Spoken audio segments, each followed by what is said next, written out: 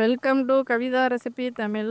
இன்னைக்கு பார்க்க போகிற ரெசிபி இட்லி, தோசை, சப்பாத்தி, பொங்கல் எல்லா டிஃபன்களுக்கும் இந்த சட்னி ஒரு ஒரு சட்னி இந்த மாதிரி செஞ்சு பாருங்கள். ரொம்ப நல்லா இருக்கும். மழை நேரத்தில் இந்த மாதிரி ஜீரண கோளாறு இருந்தால் கூட இந்த மாதிரி சட்னி அரைச்சி செய்கிறப்ப நல்லா ஜீரணமாயிடும். அந்த அளவுக்கு நல்லா இருக்கும் இந்த சட்னி. இது எப்படி செய்யலாங்கிறத வாங்க பார்க்கலாம். ஃபஸ்ட்டு இந்த ரெசிபி செய்கிறதுக்கு தேவையான பொருள்: பெரிய வெங்காயம் தேவைக்கு ஏற்ற மாதிரி கட் பண்ணி எடுத்து வச்சுருக்கேன். ஒரு 3-4 பெரிய வெங்காயம், தக்காளி சின்னதாக 2 தக்காளி, கருவேப்பிலை, பூண்டு ஒரு கை பூண்டு, இஞ்சி கம்மியாக தான் சேர்த்துருக்கேன். பூண்டு தேவைன்னா நீங்கள் எக்ஸ்ட்ரா சேர்த்துக்கோங்க. நான் ஒரு பூண்டு எடுத்து வச்சுருக்கேன் உரித்து. இஞ்சி வந்து ஒரு 2-3 பீஸ் இந்த மாதிரி கட் பண்ணி எடுத்து வச்சுருக்கேன். வரமிளகா ஒரு 4-5 வரமிளகா காரத்துக்கு ஏற்ற மாதிரி எடுத்துக்கோங்க. இதை வதக்கிட்டு எப்படி அரைச்சி தாளிக்கலாங்கிறத பார்க்கலாம். இப்போ ஸ்டவ்வை பற்ற வச்சு ஒரு கடாய் எடுத்துக்கோங்க. கடாய் நல்லா சூடானதுக்கு பின்னாடி தேவைக்கேற்ற மாதிரி ஒரு 2-3 ஸ்பூன் தேவைக்கேற்ற மாதிரி எண்ணெய் சேர்த்துக்கோங்க. எண்ணெய் நல்லா சூடாயிருச்சு. இப்போ வந்து கருப்பு உளுந்து சேர்த்துருக்கேன் ஒரு ஸ்பூனுக்கு. நீங்கள் வெள்ளை உளுந்து இருந்தால் கூட சேர்த்துக்கலாம். இப்போ கடுகு சேர்க்க தேவையில்ல. கருப்பு உளுந்து கொஞ்சமாக ஒரு ஸ்பூனுக்கு சேர்த்துருக்கேன். இப்போ நல்லா வறுபட்டதுக்கு பின்னாடி இது கூடவே 4 வரமிளகா சேர்த்துருக்கேன். காரத்துக்கு ஏற்ற மாதிரி நீங்கள் அளவுகளை கூட்டி குறைச்சி நீங்கள் சேர்த்துக்கோங்க. காரம் அதிகமாக தேவைப்பட்டால் 2-3 வரமிளகா சேர்த்துக்கோங்க. நான் கம்மியாக இருக்கிறதுனால ஒரு 4 வரமிளகா சேர்த்துருக்கேன்.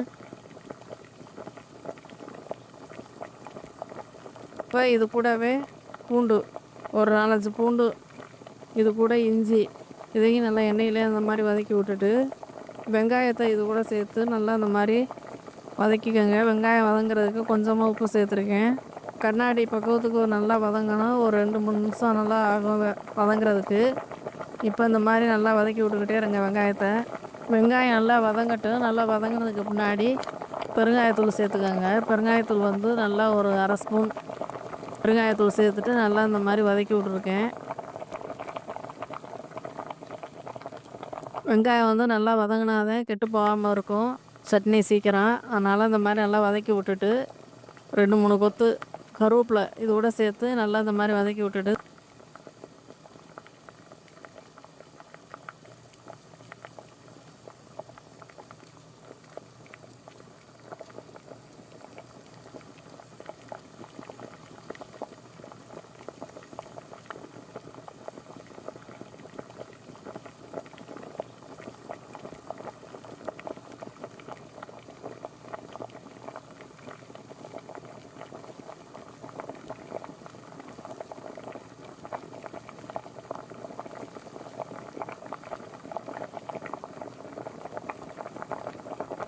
தக்காளி ஒரு 2 தக்காளி நாட்டு தக்காளி எடுத்து வச்சுருக்கேன் கட் பண்ணி. இதையும் நல்லா அந்த வெங்காயம் நல்லா வதங்கினதுக்கு முன்னாடி இது கூட சேர்த்து நல்லா அந்த மாதிரி வதக்கி விட்டுக்கோங்க. தக்காளி வதங்குறதுக்கு ஒரு 2 நிமிஷம் 3 நிமிஷம் ஆகும். சீக்கிரம் வதங்கலைன்னா இந்த மாதிரி கரண்டியில் நல்லா அழுத்தி விட்டு நல்லா வதக்கி விடுங்க. சீக்கிரம் நல்லா வதங்கிடும். இப்போ நீங்கள் ஸ்டவ்வை லோ ஃப்ளேமில் வச்சுட்டு இந்த மாதிரி நல்லா வதக்கி விடுங்க.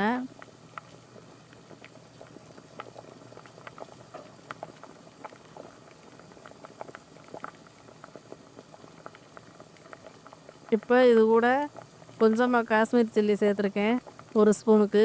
காரம் கம்மியாக இருக்கிறதுனால இந்த மாதிரி சேர்த்து மிளகாத்தூளை இந்த மாதிரி சேர்த்து வதக்கி செய்கிறப்ப வேறு மாதிரி இருக்கும், வித்தியாசமாக இருக்கும் கொஞ்சம்.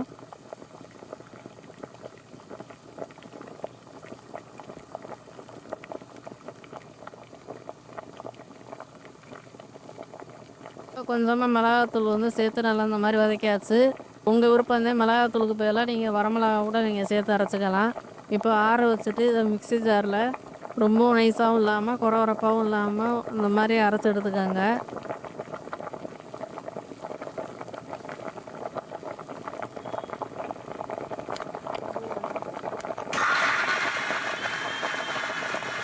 இப்போ சட்னிக்கு ஒரு தாளிப்பு கொடுத்துக்கலாம். இப்போ ஸ்டவ்வை பற்ற வச்சு இந்த மாதிரி ஒரு கடாயில் எண்ணெயை சேர்த்துட்டு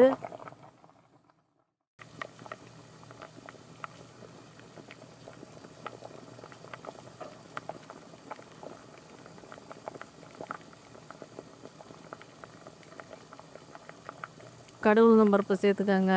கடுகு நல்லா பொரிஞ்சு வர்ற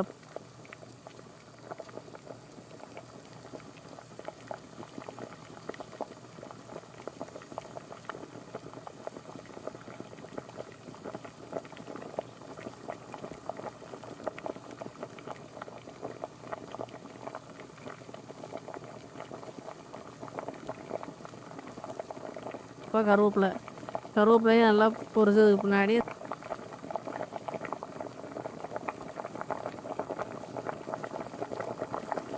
இந்த சட்னியில மாத்திட்டு ஒரு கலக்கு கலக்கி விட்டுக்கோங்க. இப்போ இது அவ்வளோ ருசியா இருக்கும். நல்லா ஜீரண கோளாறு இருக்காது. நல்லாயிருக்கும்.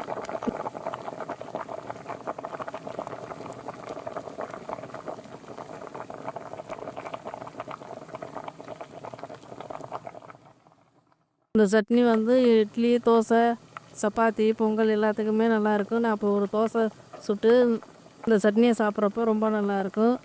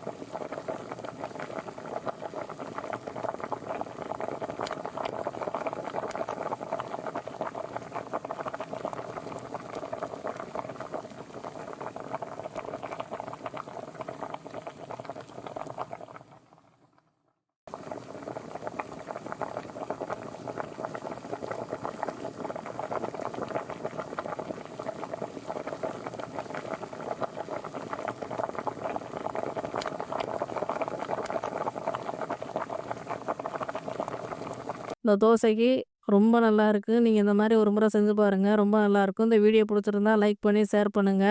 மறக்காம சப்ஸ்கிரைப் பண்ணிருங்க. ஹை பண்ணிருங்க.